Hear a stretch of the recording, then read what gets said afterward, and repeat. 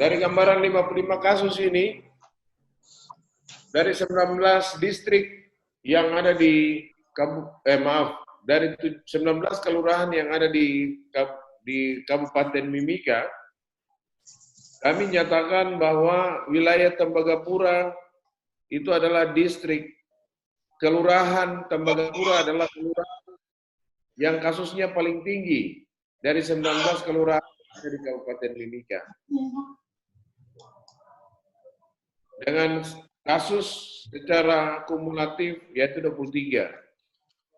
Kelurahan kedua yang terbanyak ini ada 2 kelurahan, yaitu Kelurahan Kamora Jaya, Kelurahan Kebun Siri, dan Kelurahan Inauga.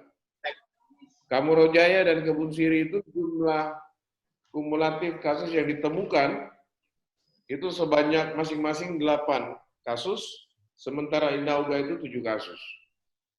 4 kelurahan ini adalah zona merah di Kabupaten Mimika, dan kami nyatakan ini sebagai wilayah tertular. Sehingga semua penduduk di sana harus hati-hati. Dan di kelurahan ini kami nyatakan sebagai sentinel, site pemantauan kami untuk melakukan langkah-langkah deteksi lebih dini, tetapi penjagaan ketat, isolasi ketat akan dilakukan di kelurahan-kelurahan ini, khususnya yang ada di Kota Timika ya.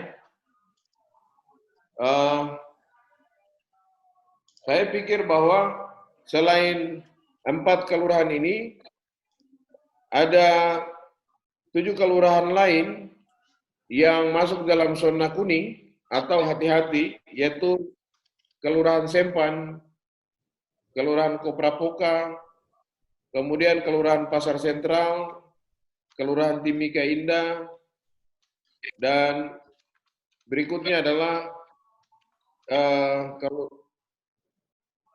Kelurahan Timika Indah. Kemudian masing-masing satu ini kelurahan, sebentar ya saya.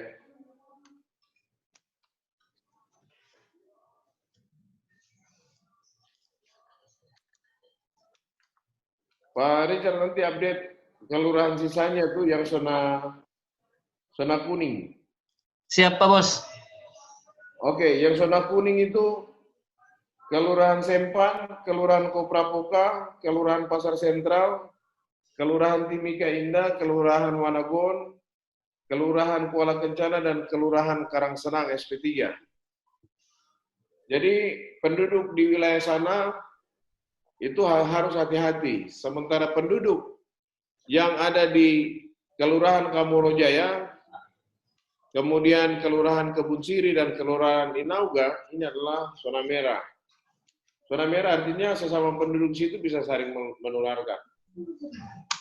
Dan jika ada penduduk yang dari kelurahan yang zona merah pergi ke puskesmas atau rumah sakit dengan batuk, panas, kami bisa nyatakan mereka sebagai PDP.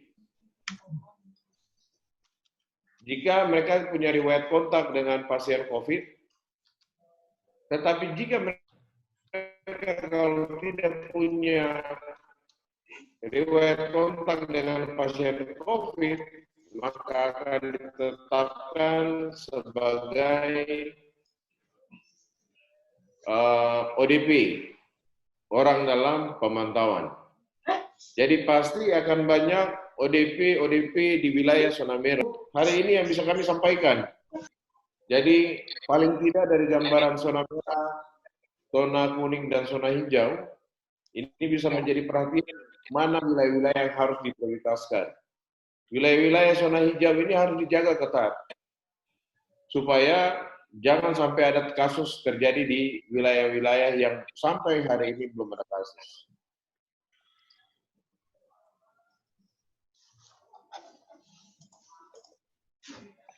Silakan ada pertanyaan lagi. Sani, Pak Re. Ya, Mas Ani, monggo. Pak Rey, ini Tembagapura sudah sekian banyak begitu, tetapi belum juga diketahui dari klaster mana mereka tertular. Itu kendalanya dari TGTP apa? Apakah Mohon maaf gangguan. Mik. Halo? Ya, Nah, Mas Hani. kendala dari TGTP kenapa apa gitu? Kenapa dari Tembagapura susah sekali untuk mendapatkan klaster penularannya, Pak Rey? Apakah memang mereka kan sebelumnya sudah dijadikan PDP kan sebelum positif. Nah, apakah mereka ketika menjadi PDP ini tidak ada pendataan atau laporan dari mereka untuk TGTP terkait pasien positif ini? Kenapa susah sekali ketemu klasternya? Terus yang kedua pertanyaannya adalah apakah Tembagapura masih ada produksi? Karena akan susah sekali untuk social distance, physical distance jika masih ada produksi. Terima kasih Pak Rey. Baik, Mas Hani, terima kasih. Saya pikir pertanyaan Mas Hani ini eh, sama dengan pertanyaan kami.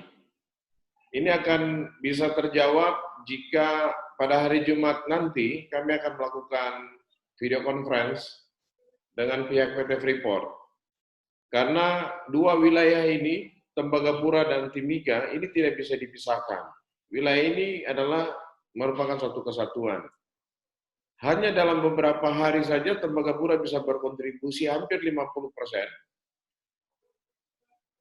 kasus terhadap Kabupaten Mimika.